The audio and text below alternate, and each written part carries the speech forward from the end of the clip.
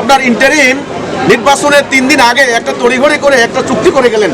এই চুক্তিকে আমি বলবো দাসত্ব চুক্তি। ইতিমধ্যে কিন্তু আমাদের সরকার যখন তেল আমদানির জন্য রাশিয়ার সঙ্গে যোগাযোগ করছিলেন, তখন আমরা শুনলাম যে আমেরিকার পারমিশন লাগবে। ইতিমধ্যে গাড়ির ভাড়া প্রচুর পরিমাণ বেড়ে গিয়েছে। এই অবস্থায় আমাদের জাতিকে কিভাবে বাঁচানো যায়? ইতিমধ্যে কিন্তু আমাদের সরকার যখন তেল আমদানির জন্য রাশিয়ার সঙ্গে যোগাযোগ করছিলেন, তখন আমরা শুনলাম যে আমেরিকার পারমিশন লাগবে। অর্থাৎ আমরা নানান ধরনের এম্বার্গো বা স্যাংশনের মধ্যে কিন্তু আসি, এটা অলিখিত, অঘোষিত। গত আপনার ইন্টারিম নির্বাচনের 3 দিন আগে একটা তড়িঘড়ি করে একটা চুক্তি করে গেলেন। এই চুক্তিকে আমি বলবো দাসত্ব চুক্তি। এটার বিনিময়ে আমরা কিন্তু আমেরিকার কাছে আবদ্ধ হয়ে গিয়েছি। সেগুলো নিয়ে কথা বলেন, সেগুলো নিয়ে কথা না বলে অনর্থক অহেতুক আপনারা জুলাই সনদ কি হবে, আন্দোলন ইত্যাদি মানে টেবিল সাপড়াসাপড়ি, প্রতি মিনিটে লক্ষ লক্ষ টাকা খরচ হচ্ছে পার্লামেন্টের। এটা আমাদের কৃষক শ্রমিক জনতার টাকা, আপনাদের টাকা না। আমরা কষ্ট করে রোজগার করে এই টাকা খরচ করি। হ্যাঁ, আপনারাও এমপি সাহেবরা কেউ কেউ ব্যবসা করেন, আমার কোনো আপত্তি নেই। কিন্তু আমার কথা হলো, এখন জাতির যে চলমান সংকট, কারেন্ট ইস্যুস, এগুলো নিয়ে কথা বলেন, যেগুলো জাতিকে বাঁচাবে। এই অনর্থক অপ্রয়োজনীয় বিষয় নিয়ে আমাদের রাজনীতি আবর্তিত হয়, আমাদের মানে রাজনীতি কেন্দ্রীভূত হয়। এটাই আমার দুঃখ। এটা আমি মনে করি এখান থেকে আমাদেরকে বেরিয়ে আসতে হবে। সামনের পরিস্থিতি মোকাবেলা কিভাবে করা যায়, এটা নিয়ে পার্লামেন্টে কথা বলতে হবে। এই হলো আমার কথা। ইরান যুদ্ধ শেষ হবার কোনো লক্ষণ কিন্তু আমরা এখনো দেখতে পাচ্ছি না। দুইটা দলেই, যেমন যুক্তরাষ্ট্র যেমন তারা একটা সমঝোতার প্রস্তাব দিলেও কিন্তু তাদের কিন্তু যুদ্ধ কিন্তু অ্যাস্ট্রোলজার হওয়া লাগবে না, আপনাকে মুনি ঋষি হওয়া লাগবে না, আপনি কনসিকুয়েন্স বলে দিতে পারেন। নাম্বার 1, ইরানের অবকাঠামো ধ্বংস হয়ে যাবে। নাম্বার 2, এটার প্রভাবে মধ্যপ্রাচ্যের যে তেল নির্ভর অর্থনীতি, এটা মারাত্মক ধ্বংস। এবং কি সৌদি আরব কেন্দ্রিক যে সুন্নি ব্লক, এতদিন সৌদি আরবকে ভর করে আমেরিকা যে সুন্নি পলিটিক্স করে এসেছে, পলিটিক্স কিন্তু ধ্বংস হয়ে যেতে পারে।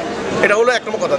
2 নম্বর কথা হলো, শিয়া বেল্টের যে কেন্দ্র করে Hezbollah guerrilla, Yemen, Libya, Lebanon, এগুলোতে যেরকম একটা পলিটিক্স চলছিল ছায়াযুদ্ধ, এটা কিন্তু বন্ধ হয়ে যেতে পারে। অর্থাৎ আমেরিকা এবং ইসরায়েলের মাতব্বরি, খবরদারি এবং তাদের যে সুপ্রিমেসি, তাদের সভরেন্টি আরও বেশি কায়েম হবে মুসলমানদের উপরে। মুসলমানরা আরও নতজানু হবে, আরও গোলাম হবে, আরও পরনির্ভরশীল হবে, আরও দরিদ্র হবে, আরও তাদের প্রযুক্তি মানে যোগাযোগ সকল ক্ষেত্রে তারা পাশ্চাত্য সভ্যতার দাসে পরিণত হবে। এই হচ্ছে ফলাফল। এটা বোঝার জন্য বড় কোনো বিদ্যা বুদ্ধি লাগে না। মুসলমানদের ধ্বংস, আমাদের ক্ষতি সবচেয়ে বেশি। আপনি দেখেন, আমেরিকার প্রশাসনের একজন কর্মকর্তা বলেছে, শিয়া সুন্নি আমাদের কাছে ফ্যাক্টর না, সবাই মুসলিম, ইসলাম আমাদের শত্রু। তাদের শিয়া সুন্নি এটা আমাদের সমস্যা, আমাদের প্রবলেম। যেমন আমাদের এখানে আহলে হাদিস, আহলে সুন্নাত ওয়াল জামাত, সুন্নি, কে হাত এখানে বাঁধে, কে এখানে বাঁধে, কে এখানে বাঁধে, এগুলো প্রবলেম, আমাদের প্রবলেম। কিন্তু ওদের কিন্তু এটা সমস্যা না। ওদের কথা হলো, তোমরা মুসলিম, তোমরা আমাদের এনিমি, তোমরা আমাদের আইডিওলজিক্যাল এনিমি, আদর্শিক শত্রু, আমরা তোমাদেরকে পরাজিত করব। এই হচ্ছে ব্যাপারটা। কাজেই ইরান যুদ্ধের পরে এটার ইম্প্যাক্টটা হতে পারে, এটার অভিঘাতে যেটা হতে পারে, মুসলমান আরও বেশি খণ্ডবিখণ্ড হবে, আরও নতজানু হবে, আরও দুর্বল হয়ে যাবে। এটা কিন্তু অলরেডি বুঝতে পেরেছে তুরস্ক এবং পাকিস্তান। তারা তড়িঘড়ি করে বসেছে, বসে কোনো লাভ নেই, যথেষ্ট দেরি হয়ে গিয়েছে। নিজেরা এই মারামারি করে। কাজে এটার ফল কিন্তু ভয়াবহ। আপনারা আগামীতেই সেটা বুঝতে পারবেন। কথা বললেন এই কি মুফতি আমির হামজা, দেখেন, আমি আসলে ব্যক্তিগতভাবে আমি কিন্তু পার্সোনালি আমার একটা নীতিমালা আছে। আমি কোনো ব্যক্তি বা গোষ্ঠী, আমি কাউকে পার্টিকুলার কোনো ম্যানের ব্যাপারে আমি কোনো কথা বলতে চাই না, ঠিক আছে?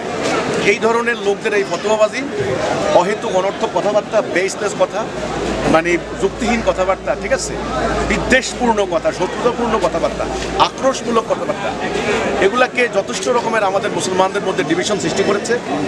আপনি ইকবাল হাসান মাহমুদ টুকুকে কেন নাস্তিক বলেছেন? আমি বেসিক্যালি কিন্তু ওনার কোনো বক্তব্য আমি শুনি নাই। কাজে উনি আদৌ নাস্তিক কিনা বা আদৌ তিনি ইসলাম বিদ্বেষী কিনা, I don't know. I have no knowledge about Iqbal Hasan Mahmud Tuku. উনি কোনের সম্পর্কে আমার কোনো ধারণাই নেই।